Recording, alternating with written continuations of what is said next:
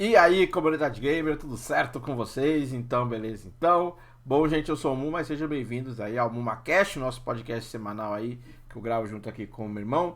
E hoje, né, como nós falamos aí na semana passada, nós falamos aí dos times de São Paulo, né, na previsão aí nossa para o início do, da temporada, né, do Campeonato Brasileiro, da temporada dos clubes brasileiros. Hoje é dia de nós falarmos dos clubes do Rio de Janeiro. Vamos falar dos clubes do Rio de Janeiro. Tem um time que volta para a primeira divisão. Temos o o terceiro colocado do campeonato e talvez o maior favorito, né? A conquista do título. A gente vai falar sobre todas essas equipes aí, né? É, cada uma delas, as expectativas, o que a gente espera, né? O que tem de novo, o que espera da equipe, porque tem muita coisa nova para a gente falar dos times do Rio de Janeiro. Mas primeiro o Vitor aqui do meu lado, ele vai dar primeiro aí o salve dele e vai trazer algumas informações antes da gente começar com o nosso episódio do dia. E aí, Vitor, como é que você tá? O que você tem de novo aí pra gente hoje? Salve! Como você pediu, começamos aí mais um episódio do podcast do Muma, começando aí praticamente com o Resident Evil 4, que vai chegar dia 24 de março, já decidido aí praticamente para todos os consoles, todos os videogames do mundo inteiro, com novas imagens, né? A Capcom praticamente mais uma vez produzindo o jogo, com novas mídias físicas e, acima de tudo, novas imagens do jogo que estão aí liberadas também na internet, tem alguns trailers do jogo aí espalhados na internet. Lembrando que esse novo Resident Evil é um remake, tá? Resident Evil 4 Remake, com praticamente histórias bem produzidas, será praticamente mais uma vez zumbis, tudo aquilo que o Resident Evil pede e tem que ter, que é zumbis, a luta praticamente contra praticamente sempre esqueço o nome do Da Umbrella lá, que é da a... Umbrella, isso, Umbrella Corporation, obrigado por ter lembrado aí. Sempre essa luta contra ela que praticamente você está produzindo para tentar dominar o mundo com os zumbis. Chega aí 24 de março, para vocês saberem. O que você espera aí, Raul, dessa chegada do novo Resident Evil 4, que é um remake aí, voltando praticamente e reforçando que é a Capcom que produziu. É um jogo que ficou bem marcado, né? Resident Evil é uma série muito forte, né? Uma série importante, é um nome forte. E a gente, hoje em dia, né, a tendência hoje do mundo realmente é trazer os jogos, retrazer os jogos, retrazer os jogos em modo remake, ou seja, você refaz o jogo, né? Você traz como o jogo era feito num outro tipo de console, né? Então com uma outra capacidade, outros computadores, uma outra potência, com a evolução da, dos consoles, com a melhoria da qualidade gráfica dos jogos e com a melhor possibilidade. Então você traz o jogo reformulado. O público antigo gosta porque pode jogar o jogo numa qualidade melhor. O jogo que já foi muito bem falado é apresentado para o novo público. Então todo mundo tem sempre muito a ganhar, né? Sempre dá muito certo. Vários jogos são refeitos. Resident Evil 4 é também um marco também dentro do Resident Evil, da história, enfim. Então, para os fãs aí, né? Não tem como não gostar aí desse jogo que tá chegando aí, né? Tá chegando mais um jogo aí da Capcom, né? Empresa aí que inclusive faz a mesma empresa que produz jogos do Street Fighter. Ela também produz aí os jogos do Resident Evil e eu acho que faz muito bem. Tem que aproveitar mesmo, porque principalmente essa nova geração aí, né? Os jogos são muito caros, né? Então às vezes esse jogo até custa um pouco menos, né? Por ser um remake, você não tem tanto, por exemplo, trabalhar com roteiro, com história, você usa a ideia do anterior. Claro que vai ter um novo roteiro, que ele é re-roteirizado o jogo, todo o storyboard dele é um pouco meio que refeito, ou seja, as imagens, né? Como vão ser contadas a história é um pouco meio que ajeitado para deixar melhor. Às vezes uma coisa ou outra é mais alterada para se adequar ao mundo moderno, né? Então, talvez um acesso com celular, alguma coisa assim, coisas que você não tinha naquela época. Então, isso tudo ajusta e sai mais barato. E o jogo produz, né? Tem um sucesso já garantido, né? Então a expectativa é muito boa para o Resident Evil 4 Remake aí, né? Que chega aí para todas as plataformas, né? Em março. Bom, e a gente vai começar então, né? Falando dos clubes cariocas, né? Do estado do Rio de Janeiro. Vamos começar falando, né? A gente sempre vai falar aí. Vamos começar falando do time que volta da segunda divisão, né? O time que veio no sufoco, né? Foi na última partida, né? A segunda divisão que foi a mais difícil, né? de todos os tempos considerada, e foi até a última rodada para o Vasco conseguir subir, né? O Vasco consegue subir, oficializa, né, o seu sistema de SAF, de Sociedade Anônima do Futebol, com o investimento maciço da empresa 777, e aí começam a aparecer, né, jogadores no Vasco. Eu lembro que quando as pessoas perguntavam para mim no final do ano passado, eu falava que o que o Vasco ia fazer era justamente pegar o dinheiro e contratar um time todo novo, né? Um time todo novo, o que significa quando você traz um time todo novo? Significa que o time demora um tempo para encaixar, demora um tempo para entrosar. O Vasco até nem queria jogar o Campeonato Carioca, né? Queria jogar outros torneios, outras competições em outros lugares aí do mundo para encaixar, deixar o time mais coeso, chegar no Campeonato Brasileiro mais qualificado, mas por conta aí das exigências das federações, né, por conta do controle até mesmo das vagas na Copa do Brasil agora serem também ditadas por conta dos campeonatos estaduais, acabou tendo que mudar o seu planejamento que tinha sido pensado a princípio, né. O Vasco chega aí com alguns jogadores interessantes, né, a galera tá sempre bem ligado, acho que tem o goleiro Léo Jardim, né, chegou recentemente, o Orediano acho que será o principal jogador da equipe, junto com o Pedro Raul, né, que foi a primeira grande contratação do Vasco, né. O Vasco já procura alguns reforços aí, né, nesse momento que a gente grava hoje, dia 27 de janeiro. E eu até falo, né, as pessoas estão meio receosas, né, mas eu cravo talvez o Vasco como sendo a grande surpresa do Campeonato Brasileiro de 2023, porque eu acho que é o time que, assim como o Botafogo, que também vai seguir o mesmo caminho do Botafogo, né, subiu, instalou a SAF, o time começa realmente meio cambaleante, não acerta muito, e o time depois, no decorrer da temporada, chegará a janela de julho. Isso é muito importante falar, né? Porque em julho, quando provavelmente o Campeonato Brasileiro vai estar na metade pro final do primeiro turno, é quando realmente apareceram oportunidades de contratação de jogadores, e aí é quando muitas equipes se reforçarão, principalmente as equipes de SAF, vão procurar, porque agora em janeiro é um pouco mais difícil encontrar nomes para reforçar as equipes, né? Até que muitas equipes procurando jogadores do futebol sul-americano, né? Porque não é fácil encontrar na Europa, né? Então, mas no meio do ano já é mais fácil, porque é um fechamento do ciclo lá no Campeonato Europeu, então é mais tranquilo para os clubes. Então eu acredito que o Vasco vai fazer o mesmo caminho do Botafogo, vai começar o campeonato meio que de forma inconstante, se acertará com algumas contratações que chegaram no meio do ano e pode surpreender aí, cara. Eu vejo até como um time que briga por um top 10 e dependendo do campeonato, dependendo da intensidade que alguns times deixarem de dar importância para o Campeonato Brasileiro, de uma atuação de tabela também, pode brigar até por uma vaga de pré-Libertadores. Aí eu não excluo não, viu? Não excluo não. É um pouco arrojado, talvez que nem os próprios torcedores do Vasco acreditam, mas eu vejo esse potencial todo pelo pessoal que trabalhando hoje no Vasco, né? O pessoal, todo o grupo que foi estabelecido lá para trabalhar, para montar, né, o departamento foi, porque o Vasco não tá reformulando seu elenco, mas também está reformulando reformulou todo o seu departamento de futebol, né? Trouxe novos profissionais e isso dá uma visão nova, já vê que os jogadores que chegam, né, já tem um outro tipo de visão. Então eu vejo um trabalho muito bem realizado no momento de início. E se não for no top 10, não conseguir se manter, acho que manter na Série A para dar sequência no trabalho é importante. Então é isso que eu vejo pro Vasco. Claro que, na minha opinião, acho que o Vasco também deve manter alguns jogadores da base. E outros jogadores, acho que uma questão de gratidão, você até mantém no elenco para uma situação de rodagem no campeonato, né? Eu vou dar exemplo, talvez o melhor exemplo seria o Nenê, né? Que foi um jogador que foi importante na segunda divisão. Não deve ser, com certeza não será um jogador de elite, não será um jogador importante para o time esse ano, mas é um jogador que em algumas partidas aí deve ter a sua minutagem para ajudar, né, o Vasco, e aí com certeza depois no próximo ano aí sim o encerramento de contrato, mas acho que é bom alguns jogadores manter e também, né, o Vasco também tem uma boa base, né, então talvez esses jogadores da base com uma equipe mais acertada possa ajudar, né. E outra coisa também é a questão do treinador, né, há uma dúvida um pouco aí, né, o torcedor do Vasco não tem muita confiança. Vamos ver se, mesmo assim, né, o Vasco, os jogadores, o elenco, né, e o grupo e essa garotada com um elenco mais ajeitado, com jogadores com melhor qualidade, consegue também aflorar melhor e o time consegue chegar nessa meta aí, que eu imagino que possa ser essa meta para esse ano do Campeonato Brasileiro. O que você vê aí do time da Cruz Maltina aí para 2023 o Vasco da Gama aí, Vitor?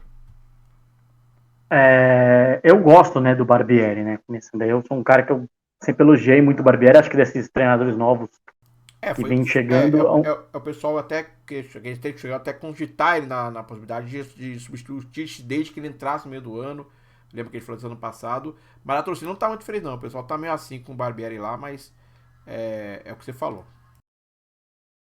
É que os caras queriam treinadores mais velhos, né?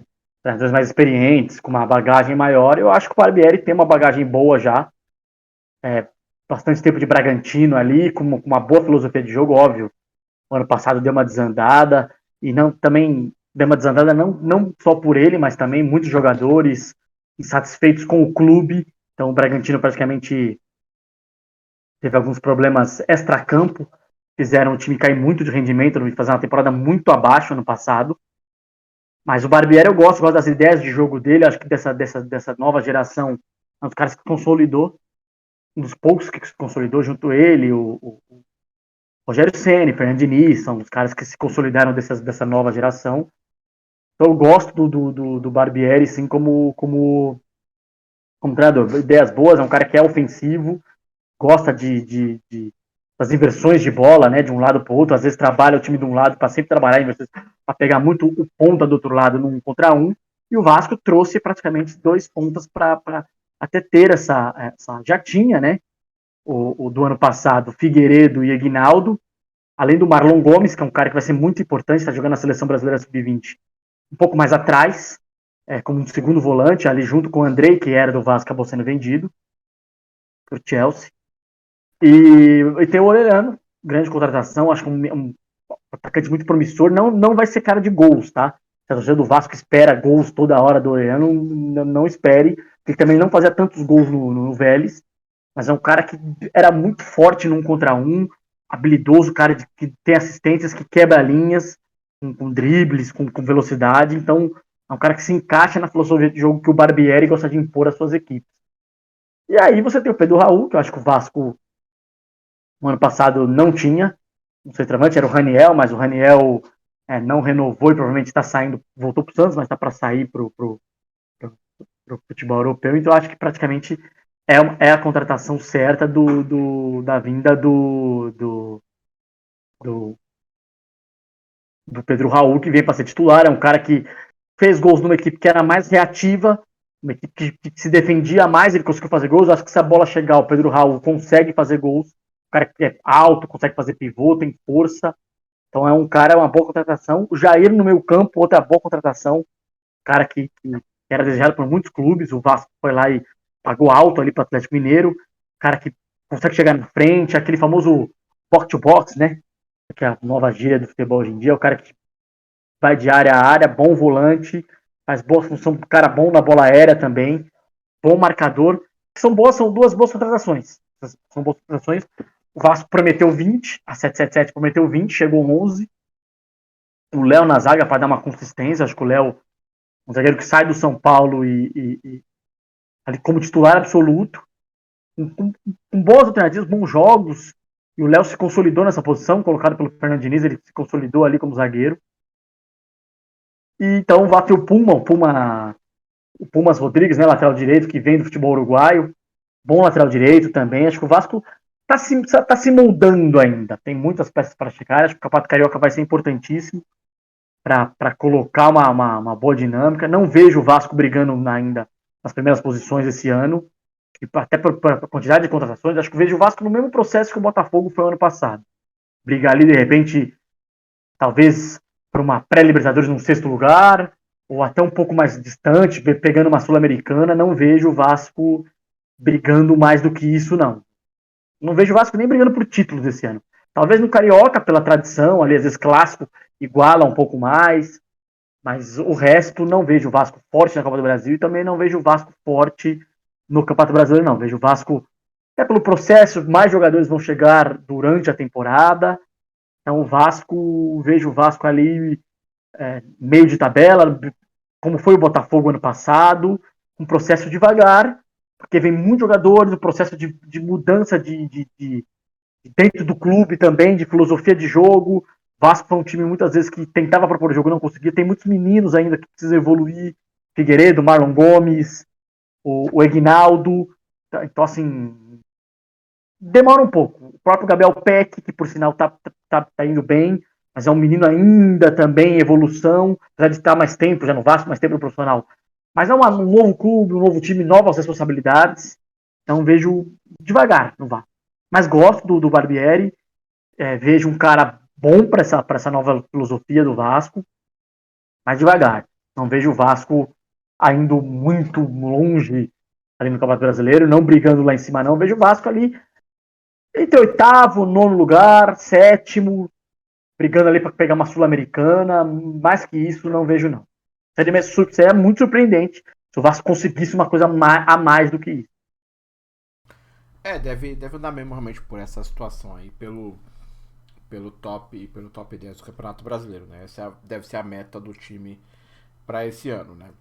E além do Vasco, tem um time que também tinha a meta do top 10, mas não conseguiu, né? Terminou em 11º, mas teve uma reação muito longa e tá, digamos assim, um ano à frente, né, no processo de SAF, que é o Botafogo, né? Que exatamente segue o mesmo caminho do Vasco, né? Subiu, instaurou o seu processo de SAF até de forma não oficial, né? Antes mesmo da possibilidade oficial de instalar a SAF, mas o Botafogo já funcionava na SAF desde o ano passado. Contratou, trouxe muitos jogadores. O time, né, chegou o jogador no meio do ano. Quando o time encaixou, o time começou de forma inconstante. Quando encaixou, começou a render efetivamente no campeonato. Então, o Botafogo ele chegou nesse ponto, né? Tentou buscar a Libertadores, né? Esteve na briga pela Libertadores, não conseguiu. E agora entre esse ano aí, né? Esse novo ano, no segundo momento do projeto aí que talvez já começa a focar aí voos maiores, né? Provavelmente aí talvez uma briga séria na Copa Sul-Americana e nos outros campeonatos. E o que acontece também tentar chegar em fases finais aí, pelo menos a Copa do Brasil, né? E se der também ao mesmo tempo, se não der na Copa do Brasil, tentar também uma posição lá já, uma posição de Libertadores mais sedimentada no Campeonato Brasileiro, né? O Botafogo faz isso, essa é a ideia. Mantém a base, mantém tudo, né? O Botafogo não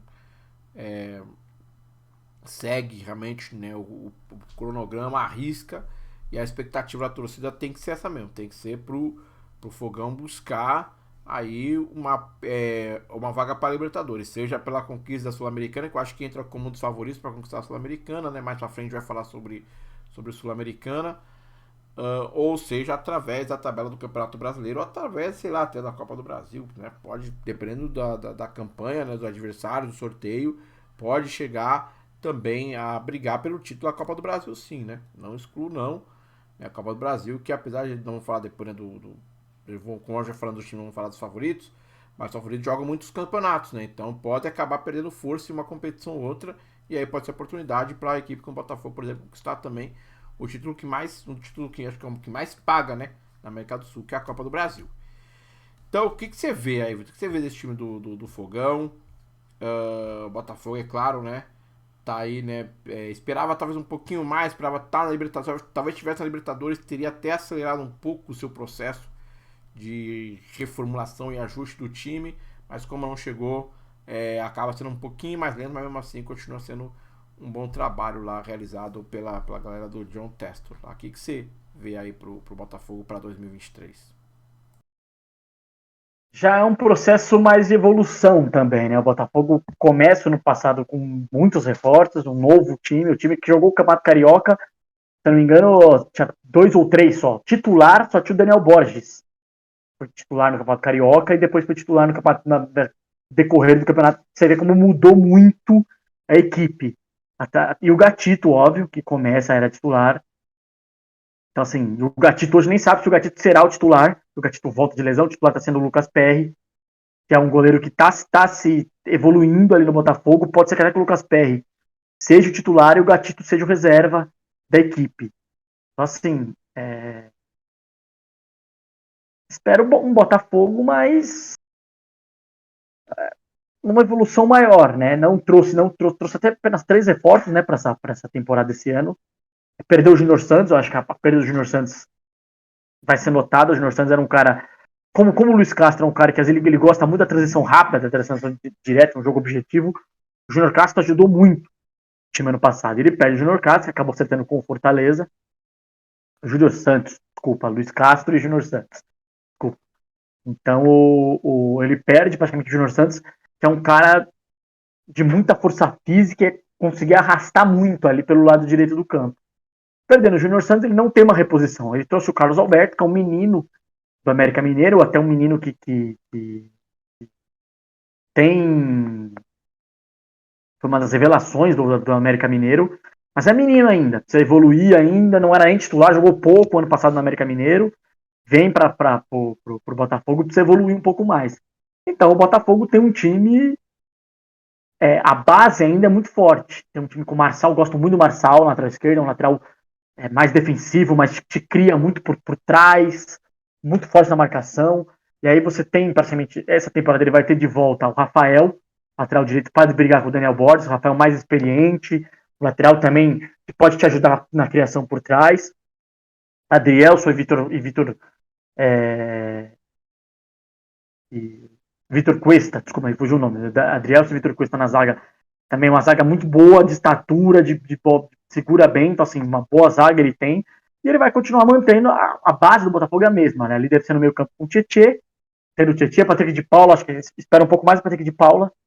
Temporada, o Patrick de Paula oscilou muito, espera um pouco mais, Patrick de Paula está um pouco mais consolidado no profissional, pós-Palmeiras, agora no Botafogo, espero o Patrick de Paula mais consolidado, com o Tietê no meio campo, e o Gabriel, né? O Gabriel, que foi uma torcida do Benfica, um jogador que é mais um articulador.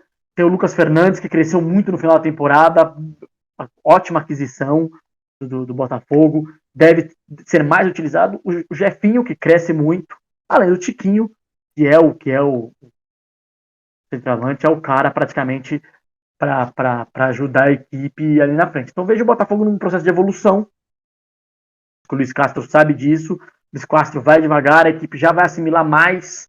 O Luiz Castro pega numa pré-temporada, consegue dar mais a filosofia do que ele quer do Botafogo, que é um jogo com aquela transição rápida, um jogo que não vai ter nem tanta posse de bola, mas é um jogo que 3, 4 passos ele quer o Botafogo já chegando no gol.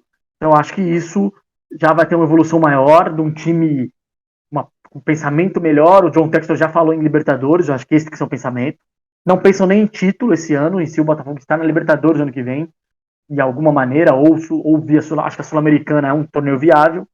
Você vai tendo São Paulo, acho que São Paulo, Botafogo e o Santos e o Bragantino aí, são 4 equipes que vão, brasileiras, além dos outros que vão estar ali, mas são os 4 mais fortes brasileiros para disputar esse título. Então, o Botafogo pode sonhar assim, de repente, via Sul-Americana, mas eu acho que tem que focar muito no brasileiro. O Botafogo tem um elenco, mas também não é um elenco tão vasto assim, apesar de ter muitas contratações, mas não é um elenco tão vasto. Eu não vejo o Botafogo assim, também brigando ali para um G6, entre G6 e G8 aí do Campeonato Brasileiro, mas que isso também me surpreenderia. É um bom time, são boas contratações, mas não vejo um super elenco, não. Uma grande equipe, não vejo ninguém ali, não tem ninguém que você dá a bola e fala assim, ó, resolve o jogo, né? O Botafogo é um conjunto, acho que o conjunto vai melhorar, vai ter uma evolução na mão do Luiz Castro essa temporada, mas não vejo o Botafogo brigando pelo título do brasileiro, não. Vejo sim o Botafogo ali brigando por uma Libertadores, ou via Sul-Americana também, dependendo muito. Eu acho que também foi um pouco freado, né? Talvez o investimento do Botafogo por conta da equipe não estar na Libertadores, né? Como você falou que agora Eu não acho nem isso. Acho que o John Textor é um cara assim. O John Textor não é um cara. Vou te dar um exemplo. Ele não é um cara exorbitante que fica gastando igual maluco, né? Ele é um cara mais. O Botafogo precisa de coisa. Ele gastou igual maluco temporada passada para fazer um time. Fez o time e agora mais contratações pontuais. Ele tentou algumas contratações, não deram certo. Tentou a manutenção do elenco, não deu certo. E agora ele vai numa manutenção do elenco para tentar chegar mais longe. Chegando na Libertadores, pode ser que ele contrate o ano que time pode ser, mas eu não vejo. Aí pode ser que chega 2 ou 3 caras aí acima da média como contratações pontuais. Mas eu não acho que o Botafogo precise disso também. Acho que tá num bom elenco. Tem o Matheus Nascimento que precisa evoluir, é um menino. Tá e vai evoluir, assim, com o passar do tempo. Tem o Jefinho, que foi bem temporada passada, tá para evoluir também essa temporada. Lucas Fernandes, que já foi boa temporada, tem mais a evoluir. Então, assim, o Botafogo aos poucos vai numa evolução para tentar brigar aí, para tentar chegar à Libertadores. Deve ir por esse caminho mesmo. Acho que esse é o caminho realmente do Fogão aí, poder ter que chegar à Libertadores. De uma forma ou de outra, tem que chegar na Copa Libertadores. Essa é a meta do Botafogo para esse ano, né? E depois do Botafogo nós vamos falar do Fluminense, né? Do Fluminense foi o melhor carioca, né? Terceiro colocado no último campeonato. Talvez fique aí pela grande surpresa, né? Assim, na minha surpresa nem tanto, né? Porque a gente já conhecia o trabalho, né? Do Fernando Diniz, mas é espetacular, super elogiado. Só que ao mesmo tempo é a grande dúvida, né? Porque a gente fala que é a grande dúvida, né? O time do Fluminense. Porque a seleção brasileira não tem o seu técnico ainda. E a seleção brasileira corre contra o tempo, porque muitos países já começaram a apresentar seus treinadores. O Brasil tinha 3 nomes na lista, né? Dos 3 nomes na lista, né? Guardiola, Ancelotti e Zidane, os 3 não funcionaram, né? Agora o Luiz Henrique tá na mira, mas se por acaso o Luiz Henrique ele não acertar, provavelmente a CBF deve virar para a situação deve virar para a escolha do próprio Fernando Diniz como treinador, né? O que mudaria completamente a situação para a equipe do Fluminense, né? Porque perderia talvez o seu ponto mais forte, que é o seu técnico, né? O Fluminense é um time montado pelo Fernando Diniz e para o Fernando Diniz, né? O Fernando Diniz inclusive traz o Fluminense, aproveita que está na Libertadores, a boa campanha no Campeonato Brasileiro, investe, né? Trouxe jogadores aí, né? Montou aí o seu elenco e vai tentar brigar e desafiar talvez seja um dos times aí, talvez, acho que junto com o Corinthians aí, um dos times aí para desafiar Palmeiras e Flamengo, né, nesse ano em todas as competições, né? Deve depender de qual delas cada time chegar em cada circunstância, né? Mas gira é tudo disso, né? O Fluminense tem essa dúvida, né? É um bom time, tem jogadores interessantes, a gente vai falar dos jogadores, mas tem esse detalhe aí, né? Porque uma saída do Fernando Diniz, o time vira uma incógnita, porque o próximo treinador não tem como, né? Não tem, ninguém consegue hoje, quando assume o lugar do Fernando Diniz no time, não consegue emular o jogo do Fernando Diniz, vai ter que estabelecer um novo jogo. Então a gente não sabe qual é o reflexo desse novo jogo dentro da sua equipe, né? Então eu vejo bem, mas eu vejo com ressalvas essa situação do Fluminense. Enquanto não resolver a situação da seleção brasileira, o torcedor do Fluminense tem que ficar preocupado mesmo, porque muda muito. Eu acho que o time é uma queda de 70% aí, pelo menos assim, em termos de expectativa para o Fluminense, caso perca o seu treinador. O que você vê essa situação aí do Flu? Aí Vitor, apesar realmente das contratações, trouxe bastante jogadores, está na Libertadores, então investiu para jogar Libertadores bem. E como é que você vê a situação aí do Fernando Diniz e tudo mais, a situação toda do Fluminense?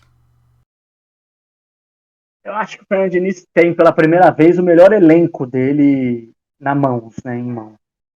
Ele sempre trabalhou com sempre um time só, com algumas peças de reposição só. Dessa vez não, acho que ele tem um bom elenco. O Fluminense se mexeu bem no mercado, trouxe bons reforços, entre eles Keno, muito bom jogador. O Lima, que para quem não sabe, o Lima é um cara muito jogador de grupo, bem no Ceará ali por muitos anos. Ele tem o Guga, ele tem o Marrone mais adaptado dessa vez. Então ele ganha boas opções para o Fluminense.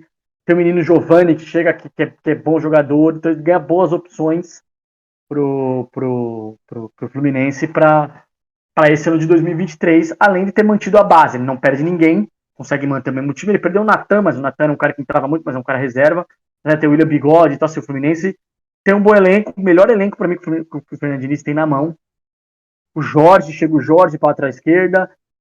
Então, assim, ele tem um bom elenco Tem assim, a vida do Vitor Mendes para a zaga, que é um zagueiro que foi, apesar da queda do Juventude no Brasileiro do ano passado, foi um cara que vem de bons anos ali atuando no Juventude, não teve espaço no Atlético Mineiro, o Atlético Mineiro emprestou, então eu acho que é um bom elenco do Fluminense, com a velha batida do Fluminense de a maioria dos jogadores de um lado da bola, para ter superioridade numérica, do jeito que o Fernando Diniz gosta. Vai demorar um pouco. Acho que o Carioca também vai servir muito disso para esses novos jogadores pegarem essa filosofia, porque o Keno é um cara que vai ter que mudar o estilo de jogo dele. O Keno é um cara que ele gosta de jogar aberto pelo lado esquerdo. Só que se a jogada não funcionar do lado esquerdo, ele vai ter que vir pelo lado direito para se associar com o time para participar do jogo. Então isso demora um pouco, porque é uma filosofia de jogo que não tem no futebol mundial. A filosofia do Diniz é única. Então, praticamente é um novo Fluminense nesse ano de 2023. Um time de um lado só, trabalhando a bola numa filosofia de jogo diferente, diferente não, filosofia igual, mas com peças diferentes chegando. Então demanda um tempo. Assim, o Alan, de novo, que é um cara que pode ser opção para o Cano como centroavante, jogou pouco ano passado, esse ano mais adaptado, voltando inteiro. Assim, o Fluminense se mexeu bem. Felipe Melo vai ser importante também até para descansar o André, porque dessa vez o Diniz que pega o Fluminense com 2 competições apenas, né? Quando ele chega, a Copa do Brasil, ele pega a Sul-Americana, mas a Sul-Americana é meio que me capengando. Dessa vez tem Libertadores, dessa vez tem Copa do Brasil, tem Brasileiro, que é o Campeonato Carioca. Então o Fluminense é o que pode se fazer frente ao Palmeiras, ao Flamengo, até o próprio Atlético Mineiro, que se reforçou bem também no mercado. Então acho que o Fluminense se mexe bem, mantém a manutenção, consegue manter o André. Acho que cada vez mais vem evoluindo ali na posição de volante, até esse novo ciclo da seleção provavelmente deve ser chamado para a seleção brasileira, pelo estilo de jogo, é um cara que é volante, mas que cria muito de trás, com passes verticais para quebrar a linha. Então, para mim, a época do Fernando Diniz. Eu espero o título, espero o Fluminense desse ano brigando por títulos. Não vejo o Fluminense abaixo disso, não. Em todos os campeonatos. Tanto no Carioca, quanto no Brasileiro, quanto na Copa do Brasil, quanto na Libertadores. O Fluminense forte, brigando para ser campeão contra qualquer equipe. Acho que o Fluminense tem condições de brigar de igual para igual contra qualquer equipe, com essas novas peças, principalmente a entrada do Keno. Acho que ter o Keno ajuda muito para você ter principalmente o Keno e o Lima. Né? O Lima ali também, quando você não tem o Ganso, o Lima é um cara mais novo, é um cara que pode fazer essa função do Ganso, mas com uma intensidade maior do que o Ganso tem. Não tem a qualidade que o Ganso tem, mas é um cara que se entrega mais, é mais dinâmico do que o Ganso. Então, o Keno idem na frente, o Keno, Arias ali, óbvio, como continua o Martinelli, ele deve ter o Martinelli, o Iago e o André, a princípio, deve ser esse meio campo com o Ganso, com essa posse de bola, mas eu acho que a longo prazo, o Cano, a longo, médio prazo, o Cano e o Arias deve ter a companhia do Keno. Até o Keno entender um pouco mais esse estilo de jogo, quando o jogo não está na esquerda, ele vir se associar para o outro lado, para participar, para também, que é um cara do drible, é o cara de quebra-linhas, então vejo o Fluminense muito forte mesmo, essa temporada, brigando por título. Deve andar mesmo, realmente, né? Eu E concordo acho com que você. tá na hora, para completar, acho que tá na hora do Fernando Diniz conquistar um título, né? Todo mundo cobra isso do Diniz. É um título, ele precisa de um título como técnico profissional. Acho que agora é a hora.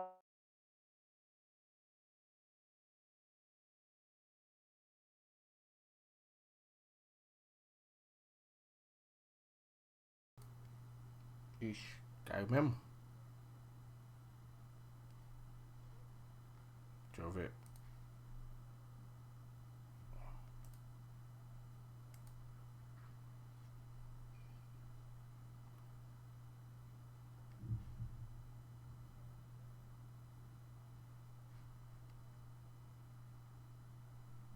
Ixi, caiu a internet lá, pessoal. Pera aí, então depois a gente finaliza com o Flamengo, então, com o último time, tá?